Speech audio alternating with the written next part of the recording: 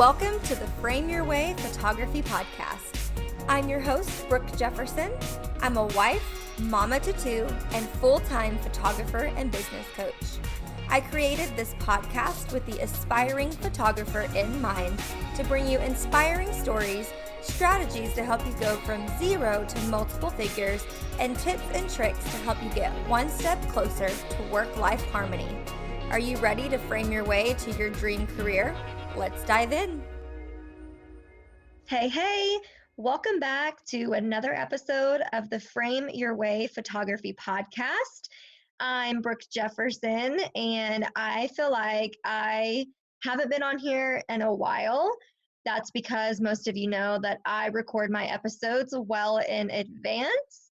However, you may have noticed that there was not an episode last week, and that is because sometimes life gets super overwhelming and it just doesn't happen. So I actually didn't have an episode ready for you guys, and I was really struggling last week, and I'm totally okay with being transparent with you because this is life. It is hard being a wife, being a mama, being a human being on the planet, let alone serving my clients in my two businesses. So just forgive me if you noticed, and if you didn't, then no big deal. I was hoping that there would be enough episodes for you guys to go back and listen to one that maybe you haven't listened to yet. So I do apologize for that, and I will do my best to keep showing up for you every single Thursday. But just in case I don't, understand that I'm human, and this is all coming from my heart. It's free. I don't get anything for it. I don't want anything for it, but I just wanted to explain why there is an episode missing. It's because it didn't exist. I'm super excited for you guys to listen to today's interview.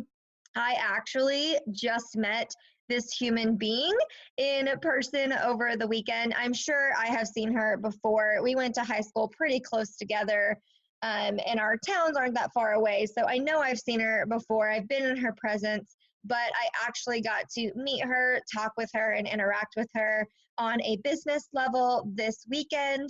I attended her styled shoot, which was absolutely gorgeous. She had her best friend get back into her wedding dress and brought her husband along, and we got to reenact a Western styled wedding, and they rode off, they fake rode off into the sunset on the back of a motorcycle. So it was super fun. If you guys want to check those images out, you can go to both of our Instagrams at Brooke Janae Photography, and her Instagram is at jsmithphotos.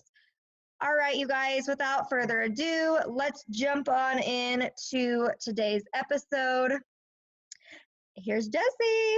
Hi, Jessie. I'm so happy to have you on today's episode. Will you go ahead and tell my listeners a little bit about yourself? Yes. My name is Jessie. I'm from Southwest Oklahoma, and I started doing photography about almost 2 years ago now. So I'm still fairly new at it, and I guess that's about it. Okay, awesome. So how did you come across this whole photography thing? Has it been something that's been a part of your life, or did you kind of just stumble into it one day and was like, hey, this is kind of cool? Well, really, my whole life I've been super creative as far as that goes. When I was a kid, I used to take painting lessons and drawing lessons, stuff like that. And I always have shown creative sides of me growing up. So that's kind of what started it. And then basically I thought that the lifestyle just seemed really cool, something that I would like a lot. I love to travel. And so ideally I would love to be a traveling photographer overall, kind of completely. I love Oklahoma also, but I just saw myself, being able to travel to these places to do things and meet awesome couples, stuff like that. And then it was also kind of then in the back of my mind, if I was terrible at this, that I would invest in this equipment and I at least could shoot my future family, have some really great pictures of them. So that was kind of my mindset on getting started, and it's just kind of grown from there. Oh, I love that. That's awesome. At what point were you like, okay, I'm going to put myself out there and start photography? What was that decision like for you? I honestly just told my husband that I wanted to buy a camera, and he was more than happy with it. I mean, neither one of us really thought that it would become a full-time job. Definitely not at all in the beginning. And when I started shooting some of my friends just for free and just trying to figure out how to use the camera and stuff like that, I just really started to like it. And so I pretty much jumped right into it from the beginning, and kind of took a little while to grow, just like most things in life. But I mean, I think I started my different pages about a month after I got my camera, so not too long. Yeah, that's awesome. And looking at kind of what you've grown so quickly, it seems on the outside, right? To you, it probably was not fast, but to everybody, you know, especially like on Instagram and stuff, people are very engaged to your stuff, which I think is awesome. I think that's so cool. How did you how did you build that? Did you know what you were doing in the beginning? Did you kind of find out, you know, is there a particular way that you express your work? What do you think really started growing your Instagram? Instagram specifically is a little different. I saw a lot more potential there for what I wanted to turn into as far as clients go. So I just basically like launched myself into podcasts and online learning. There's so many free resources out there, and basically how to Instagram correctly. Honestly, like you have to make your feed kind of coincide with each other. Each picture has to match a format to the one next to it, similar. Your captions have to be kind of something that draws people in a little bit. And I think a lot of people struggle with the captions. And something that stuck with me, I don't remember where I heard it from exactly, but is try to take out the adjectives. And that sounds so strange, but like people can look at your picture and decide if it's pretty. So don't just say, look how pretty these people are, you know, tell their story, basically kind of draw people into what makes them special, not necessarily what makes a picture, you know, pretty. So that I think has helped. I try to use different, like all the different aspects of Instagram. Like I update my story very frequently. I post frequently. I try out different strategies and kind of stick with what works. Hashtags are great. I stick mine in the comments so it doesn't draw my post caption out. Just those sort of things, and kind of worked so far. And another big thing was giveaways. Giveaways have kind of, I feel like recently, I don't want to say been punished, but a little bit have been punished on Instagram. But when I started, I did a ton of giveaways, and that got my following up a lot. And I did collaborative giveaways with other complimentary businesses. Like I did one with a hair and makeup artist, and then I've done a couple with different like local boutiques and stuff like that, and basically got followers from them. They got followers from me. So that's really helped grow me a lot on Instagram, especially. Yeah, that's a huge insight, especially for those just starting out who are probably overwhelmed. I mean, good God, there's so much to be overwhelmed about and stressed about. And in the beginning, you've got that imposter syndrome going on, and you know, you're like, who am I? Can I really pull this off? And I know that, first of all, that was really gold as far as like social media tips, especially for Instagram. I will say giveaways are definitely helpful. For Facebook, that's what I did in my first 2 years, and it really helped to get the word out there. I got a lot of bookings from it. So I still think giveaways are relevant and how you go about it. I just think that Instagram, I think where they're kind of punishing people, if you will, is the ones that are looped and it's asking for like too much, or it's promising too much or whatever, which is I totally get it. It makes sense. with you on the giveaways, though. Totally in the beginning, I think everyone should do as many giveaways as you can, honestly. Yeah, because you've got to get yourself in front of people. At that point, you're just searching for eyeballs, honestly. Like, I think that's the key to a lot of it. Like, before you come up with an awesome marketing strategy or whatever, I think in the beginning, it's just finding ways to get yourself in front of people. So totally agree with that. How does your marketing go now? So how do you think, or no, I guess really it's not a think question, but how are you gaining a lot of your weddings now? What does that look like? I definitely say word of mouth, honestly, which is it. That's not something that I would have guessed before I got started. But I mean, I've gotten a ton of inquiries just from people saying, you shot my cousin or you shot my friend's friend's friend. And so I would say word of mouth is huge. And the way you present yourself in those settings, whether it be a couple session, whether it be some giveaway, a wedding, whatever it is, you have to give like a great client experience to get that word of mouth out. And then also, obviously, the product you deliver has to be up to par too. So that's my strongest one, definitely, is word of mouth. Totally agree. And I love getting to watch your stuff from the outside in. It's just really cool to watch what you're doing and get those like behind the scene moments of when you're at weddings and photographing them, because it allows that connection to take place. And that's what a lot of social media gurus try to say, is the more you involve other people and you do those behind the scenes and not just hide yourself behind your work, you're making that connection. And I totally think that's a huge thing for you. I tell people also that word of mouth at the end of the day is your strongest referral system. It doesn't really matter if you have the best social media game or not. It's going to come down to how you treat people, what those people say about you, you know, to get those clients and stuff. So I think that's so awesome that now you're at that point where you do get so much word of mouth, which of course you do. One thing that I wanted to ask you, and I've been holding this question to myself for a while, is how do you, when you leave a wedding, how do you get them previews so fast? What does your little process look like after a wedding? I mean, I honestly do that for not just weddings. I do it for sessions too. I'll kind of give you like a little bit of backstory, honestly. When I got married, I had a great photographer. I loved her. She's still a photographer in Oklahoma.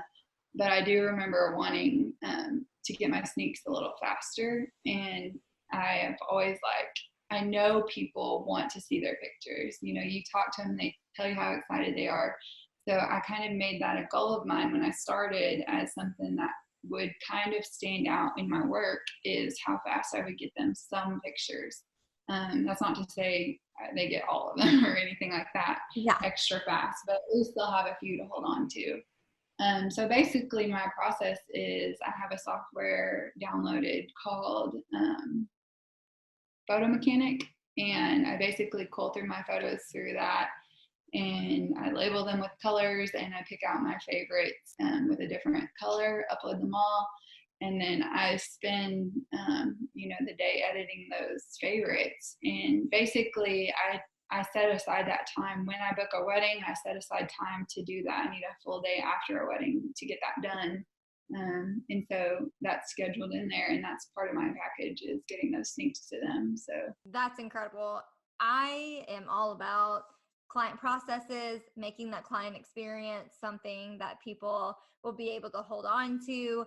I love fast sneak peeks. I remember when I first started, I would do the same night, and I was crazy back then to do that because it was a lot of time. And I think that's awesome for people who can do that. I think it depends where you live. You have to put in your travel time. Like, that's one thing that I don't have going for me, is typically I'm driving an hour to the location I'm shooting at. By the time I get home, it's 11, midnight, 1 a.m. I've got to go to bed at that point, you know? And a lot of that's just because I have kids. I don't have energy like I used to have. but I do make it a point to get people their images within the first 48 hours they've seen me. I really stress the 24-hour mark too. But again, it just depends on, your circumstances and where you're at and where the location took place and that kind of thing. But that's gold. I mean, I think that's one of the biggest selling points too, is that that's probably what they rave about. I mean, I'm sure people probably rave about it more than you hear about it, but that's a huge bonus. Yeah, like cherry on the cake there, but yeah. So I want to know, what is it about couples that draws you in to that type of photography? What do you love so much about it?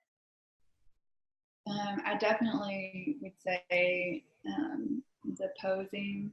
I really enjoy like the connection I have with my couples, and basically, I honestly think it's a lot more fun to shoot couples than it is to shoot a lot of the other different categories, and that's just my style. I have a ton of different poses I go through with them, and I have like actiony poses that make them laugh and stuff like that, and it's just kind of a more fun setting rather than like a very can't think of the word, but where family portraits are more, you're smiling at the camera, you rearrange the people, they're smiling basically. And I know that's kind of changing, and I've seen that a lot of different work, honestly, with more like lifestyle style family shoots.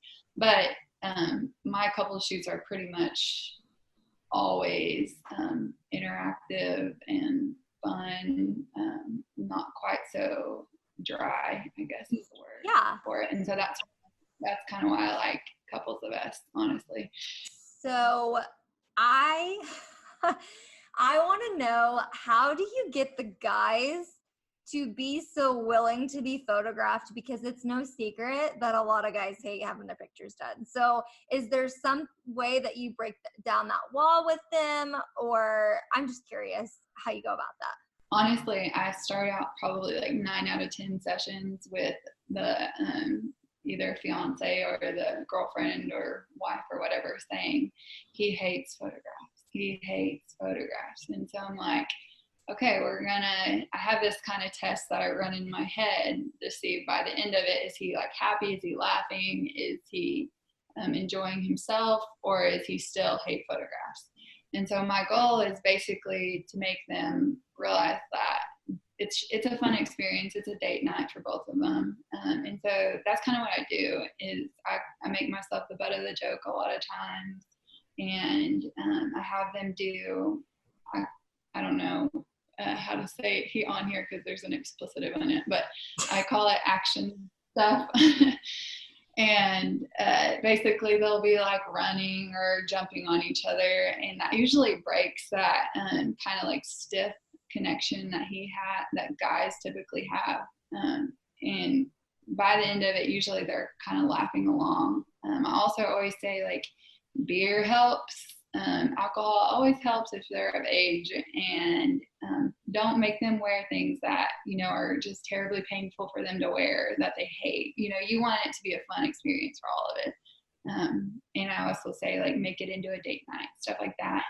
And I mean, it seemed to help so far. Even when they're tired, I try to just tell them like, we're almost done and got to push through this. You paid a lot of money for these. You definitely want to be smiling in them. You don't want to be, cranky or upset looking. So, that's kind of worked for me. So those are great tips.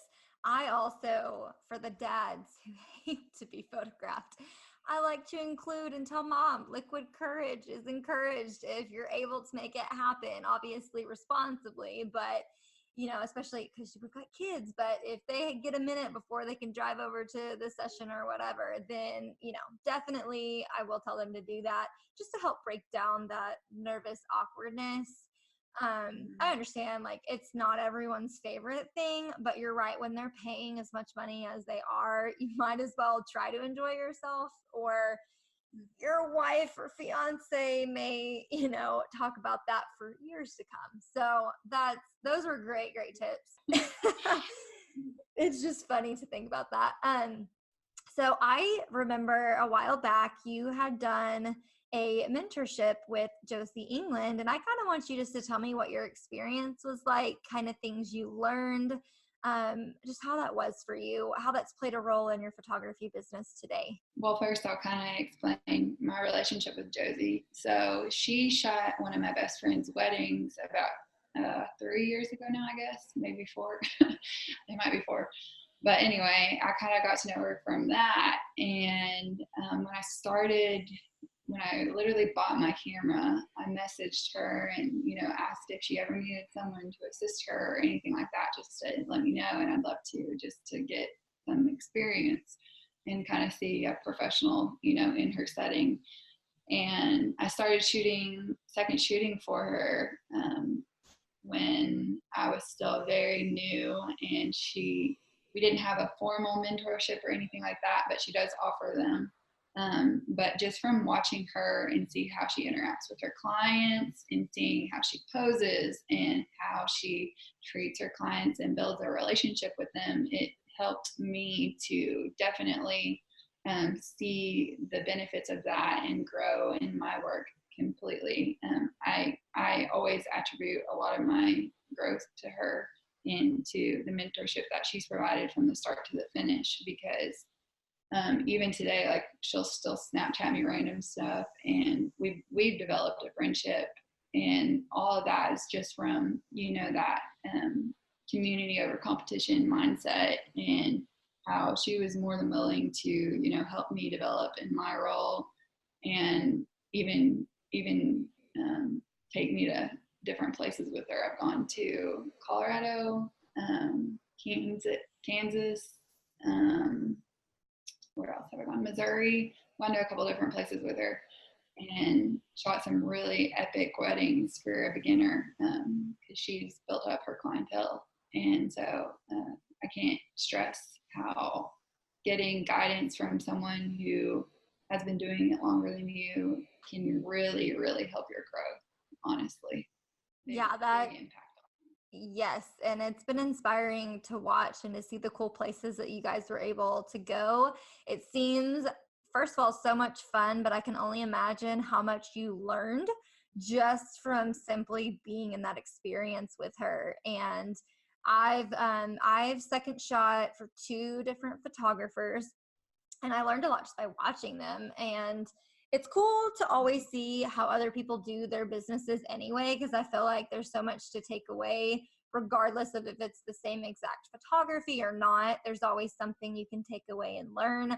So I'm a huge supporter of mentorships. I think that's so cool.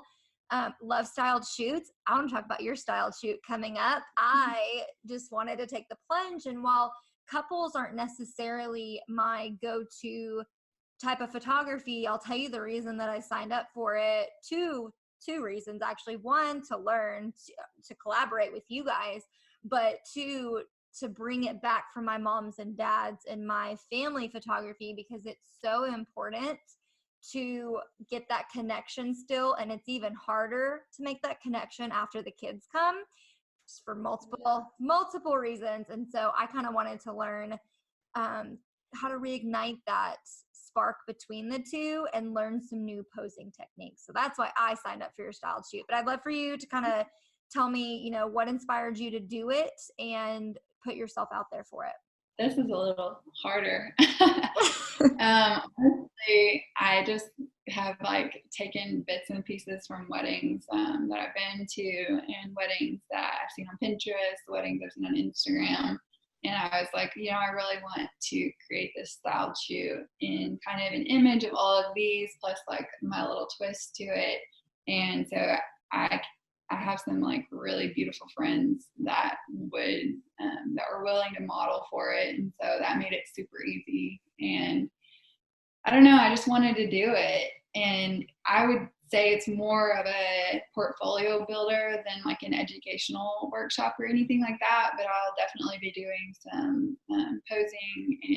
And one thing that I think is a big part of photography that I might just touch on for a second is choosing your locations. And just because something is beautiful or pretty to look at doesn't mean it's going to photograph well. And so that's something that will come into play with my style shoot is some different settings that just they photograph well doesn't necessarily mean they're the prettiest spots in Southwest Oklahoma. But I kind of want to show the people that are attending like how to kind of pick things out like that, and definitely some different posing techniques that I do a lot. And honestly, it's a beautiful group of people and a beautiful group of vendors that are going to be working together. And so I kind of just wanted to do it for my own portfolio too. So that's kind of the reason I decided to go for it. Well, I love the vision behind it, and I'm just excited to get to experience it. I just think it's cool. And I really try to inspire people to, again, sign up for things like this. One of the reasons is because you are closer for me. I see a lot of people put things on all the way in the city. I can't always make it to the city. It's a 3-hour drive in my little tiny town across, the state. And I mean, if it's something that I just like can't live without, of course I'll sign up and I'll do it. But this was it was right here in my neck of the woods. And I'm like, I just really want to do that. Plus, your models are beautiful. I photographed her before, and that girl's photogenic. So she looks good no matter what she's wearing and stuff. So yeah, I'm excited. She'll be wearing her dress too. So it's going to be good for her because she'll have some photos to keepsake also. Yes, for sure. I love that. So to finish this off, I want you just to kind of tell us, what are your future goals for yourself with photography? What are some things you have on your bucket list and ultimately want to accomplish through your photography journey? I definitely say travel even more.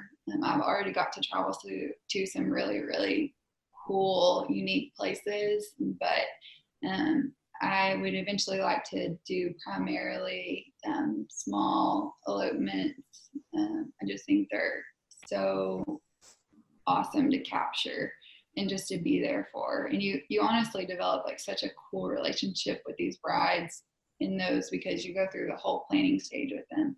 And that's something I really enjoy.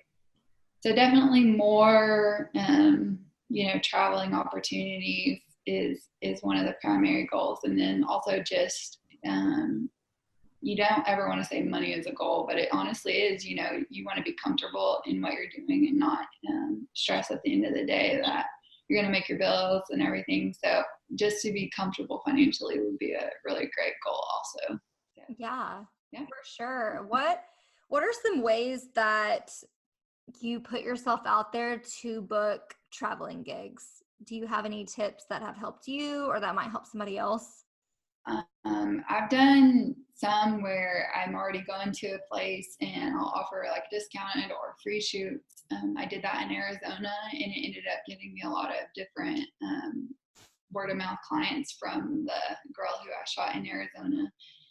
And then also I just say in my different social medias, I post those traveling shoots often.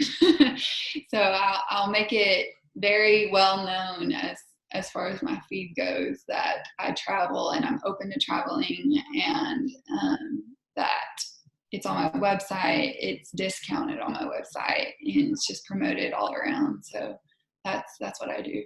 Well, I love that. Well, this has been awesome. It's always fun getting to know you guys more. I love these interviews. I love that you guys come so willing to give all this advice and just to give people that encouragement, a little insight strategy. It's just gold. I wish there would have been something like this when I had first started. I'm going to say that till the end of time.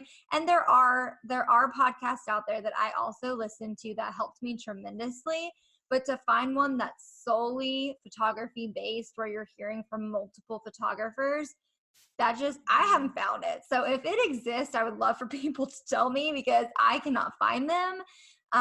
They're either completely technical or they are so outdated. I just can't find it. So anyway, thank you so much for taking time out of your day, for coming on the show and letting us get to know you a little bit more.